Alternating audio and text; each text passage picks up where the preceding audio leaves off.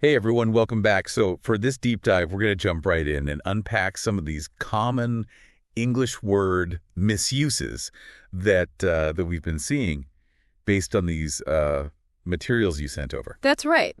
Think of this as like your own personal guide to navigating those tricky parts of the language so you can speak and write with more confidence and precision without getting bogged down in like super technical grammar rules. Exactly, yeah. It's all about clarity and effectiveness, and we're here to help you achieve that by tackling those words that often trip people up. All right, so let's kick things off with a word that seems to be causing quite a stir lately.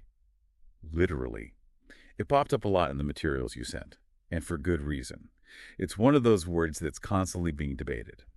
The original, and still the most accurate meaning is in a strict, factual, or literal sense. It's about saying something that truly happened. No exaggeration, no metaphors. We saw examples in your notes like, the book was so old that it literally fell apart in my hands. Or she was so tired she literally couldn't keep her eyes open. So in these cases, literally is used correctly, right? It's a straightforward description of reality. Absolutely, it emphasizes that something actually happened, as described. But here's where it gets interesting and a little tricky. Literally has become so common as a way to emphasize something, even when the statement is, well, not exactly true. How many times have you heard someone say, I was so embarrassed I literally died? Or maybe you've even said it yourself, this backpack is literally killing me. Obviously, no one actually died in those situations. Right, and that's where the debate comes in. While using literally as an intensifier might add some humor or emphasis to everyday speech, it's important to remember that it's not technically correct in formal settings. Exactly, and this is especially important for you. If you're aiming for clarity and credibility in professional or academic writing, or even in something like the IELTS exam, which you mentioned in your notes, misusing literally can make your message less clear and even undermine what you're trying to say. Think about it. If you say, the company literally exploded in sales last year, someone might wonder if there was an actual explosion or just a significant increase in sales figures. Big difference. And this is where the truth detector test comes in, which was mentioned in one of your sources. Oh, yeah, that's a good one. Basically, before you use literally, ask yourself, did this actually happen exactly as I'm describing it? If the answer is no, then you're probably better off using a different word. Right. Some good alternatives could be actually, truly, completely, or you might find that you don't need an intensifier at all. I was incredibly bored works just as well as I was so bored I literally died. Exactly. So keep that truth detector in mind, and your writing will be much clearer and more accurate. Now, the next pair of words you flagged as particularly tricky is effect and effect. I totally get why these two can cause confusion. They sound so similar. It's no wonder people mix them up, even native English speakers. Right, and the confusion often stems from the fact that they can function as different parts of speech.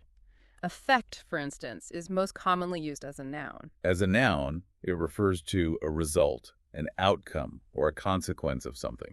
In other words, it's what happened. Your sources had some great examples like the new policy had a significant effect on the company's growth. Her words had a deep effect on him, and the side effects of the medicine include drowsiness. In each of these cases, effect is the outcome, the result of something else. Exactly. Now, affect, on the other hand, is typically used as a verb. It means to influence or to have an impact on. Like, the cold weather affected my mood, his speech affected the entire audience, or poor sleep can affect your concentration. Precisely. Affect is the action, the influencing factor. So a simple way for you to remember the difference is to think. Affect starts with A for action. Affect starts with E for end result. Affect action. Affect is end result. Yeah. Got it. Now, of course, language is never that simple, and there are a few less common uses for these words. Right. Affect, while primarily a noun, can sometimes act as a verb, especially in more formal writing. As a verb, it means to bring about change. For instance, you might see a sentence like, the new law will affect positive change in the community. So in that example, the law is the thing that's causing or bringing about the positive change. Right. But you'll encounter this verb form of affect much less frequently. And similarly, you might occasionally see affect used as a noun, but this is mostly in the field of psychology, where it refers to someone's emotional state. A therapist might say, the patient displayed a flat affect, meaning the patient showed little or no emotion. So for most everyday communication, sticking with that main distinction, affect as the verb, the action, and effect as the noun, the outcome, will serve you well. Absolutely. Now let's move on to a word that often sparks debate. Irregardless. You asked about this one, and as your sources highlighted, it's a word that's frequently used, but not necessarily correctly. So is it a real word or not? Well, that's the debate, isn't it? Irregardless isn't considered standard English. Most language experts would say it's incorrect. But if it's incorrect, why do people use it? And where did it come from? It likely came about as a blend of two other words. Regardless, meaning without regard or despite something, and irrespective, meaning not taking something into account. Somehow, over time, these two words got mashed together in spoken language, and irregardless was born. But the problem is, as one of your sources pointed out, that both the prefix IR and the suffix "-less already imply a negative meaning. So irregardless ends up being like a double negative. It's like saying I'll do it without regard for the consequences. It's redundant, and it doesn't really make sense grammatically. Exactly. And because irregardless is so common in everyday speech, you might even see it listed in some dictionaries, but often with labels like non-standard or informal, indicating that it's not considered proper English in more formal settings. So the takeaway here is that the correct word to use is simply regardless, without that extra IR at the beginning. Instead of saying, irregardless of the cost, we're going, the proper way to say it is, regardless of the cost, we're going. And it's really important for you to remember this, especially in situations where clear and correct English is crucial. Using irregardless in an essay, a research paper, or even in a professional email could make you sound less credible. Right. You don't want to undermine your message because of one little word. Exactly. Now let's shift gears to a word that often gets confused with another one that sounds very similar. Bemused. Ah, yes, bemused. It sounds so much like amused, which means entertained or finding something funny. Right. But bemused doesn't mean amused at all. It means confused, puzzled, or bewildered. It's more about a state of mental perplexity than finding something humorous. So if someone tells you a joke and you're staring at them blankly, trying to figure out the punchline, Yeah. you'd be bemused, not amused. Precisely. You're confused, not entertained. And the confusion stems from the fact that the two words sound so much alike, but they mean completely different things. So saying something like, he was bemused by the joke, implies he didn't get it rather than finding it funny. The correct word there would be amused. Exactly. Now, a helpful way for you to remember this difference is to think of the word muse, which means to ponder or think deeply. Someone who is bemused is lost in thought, trying to figure something out, not necessarily laughing. So if you're ever unsure, try substituting confused for bemused. If the sentence still makes sense, then you're probably using bemused correctly. That's a good tip. All right, let's move on to another pair of words that are often used interchangeably but actually have distinct meanings. Disinterested and uninterested. This is another one where the difference is subtle but important. A disinterested person is impartial, unbiased, and doesn't have a personal stake in the matter. They're neutral. Like a judge in a court case or a referee in a sports game. Exactly. A judge needs to be disinterested to ensure a fair trial, meaning they can't have any personal bias toward either side. Right. But an uninterested person is simply bored or lacking interest in something. Precisely. They might be uninterested in a boring lecture, an uninteresting conversation, or a TV show they don't like. They're not engaged. One of your sources had a really good example about a jury. If you say the jury was completely uninterested in the trial, it means they weren't paying attention, which would be a big problem. But if you say the jury was completely disinterested in the trial, it means they were impartial and unbiased, which is exactly what you want in a jury. A significant difference in meaning. Huge difference. So the key takeaway here is disinterested means neutral and unbiased, while uninterested means bored or not engaged. An easy way to test whether you should use uninterested is to see if you can replace it with bored and the sentence still makes sense. Absolutely. So keep those meanings separate in your mind to avoid any confusion. Now, since it came up so much in the materials you provided and it's such a common mistake, let's revisit literally for a moment. Right. We talked about it before, but it's worth emphasizing how often literally is used incorrectly. You hear it everywhere. I am literally starving. The traffic was literally insane. My head literally exploded. But as we established earlier, the actual meaning of literally is in a precise, factual, non-exaggerated way. So the old photograph literally crumbled when I touched it is correct if the photo actually fell apart. Right. But when people say, I literally haven't slept in days, or my mind was literally blown, they're often exaggerating. They don't really mean what they're saying literally. It's more like they're trying to emphasize how tired they are or how surprised they were. Exactly.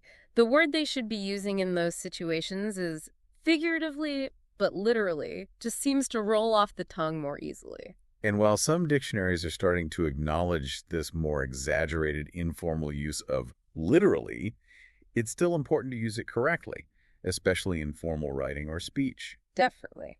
If you want to be clear and accurate and not undermine your credibility, it's best to stick to the original meaning of literally. Now, moving on to a word that often gets misused, enormity.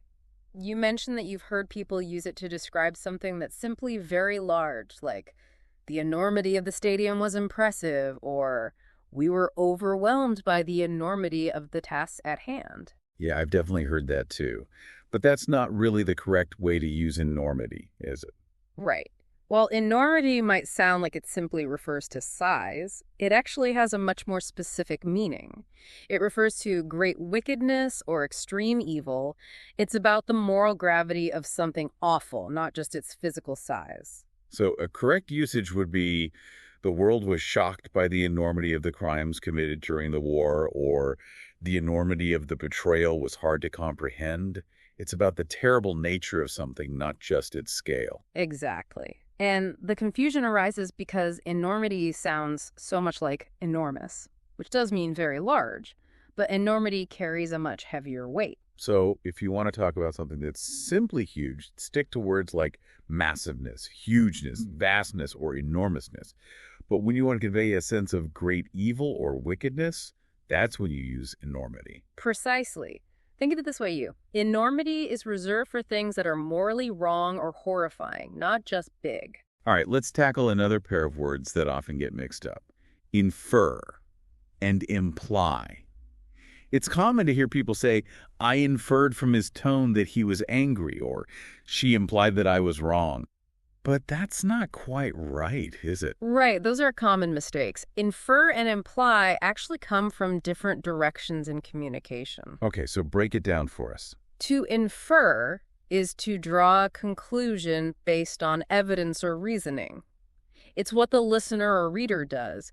You're taking in information and figuring something out that wasn't stated directly. Like if someone says, it's getting late and I have a long drive home, you might infer that they want to leave soon, even though they didn't say it directly. Exactly. You're making an educated guess based on the information you have. Imply, on the other hand, is to suggest or hint at something without saying it outright. It's what the speaker or writer does. Like in that same example, the person who said, it's getting late and I have a long drive home, was implying that they wanted to leave, but they didn't say it explicitly. Right. They're hinting at something, leaving it up to the listener to understand the underlying message. So the speaker or writer implies, and the listener or reader infers. Precisely. A simple way for you to remember the difference is infer, the information is coming into your brain and you're drawing a conclusion. Imply, the information is going out from the speaker, hinting at something. Infer in, imply out. Got it. Now let's move on to historic and historical, another pair that can cause confusion. These two are easy to mix up because they sound so similar and they both relate to history.